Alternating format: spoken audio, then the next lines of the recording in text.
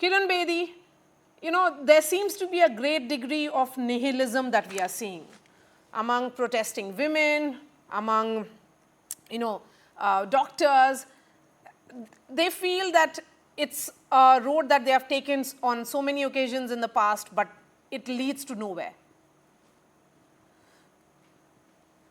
Which it is leading to nowhere. They're not wrong because such incidents are reoccurring time to time. One memory weakens and another one gets revived. And it's in all direction, all across the country. I noticed, but I would attribute three major reasons for this decline. Number one is the way we are parenting. I've always said this, the way we are parenting our boys and girls. More important, the way we are parenting our boys. And I think we are parenting our boys most negligently. We're taking it for granted. We're just letting them become big, but not sensible. We are not making them sensible. We're trying to control our girls to be secure, but we are having boys' uncontrolled growth. I think there is no development, mental development. I think there is no character development.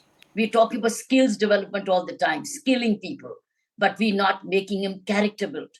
So we are having a whole generation of a very large population of boys who have just grown up by the wind. Is it they had to grow up, they grown up, but unprincipled, no respect for women, no dignity, no human dignity, nothing. So value systems decline, and for which society itself is responsible, which is parenting. But parenting is also schooling, because schooling and parenting go hand in hand. And we must understand that the teachers play a very vital role in influencing the lives of boys. And majority of the teaching profession is in the hands of women, so they have a very important role to play, how they influence the growth of the boys. So A is social, which is parents and teachers. Okay. Second thing is the collapse of administration. See, this hospital, as far as whatever we've learned, was ill administered in many ways.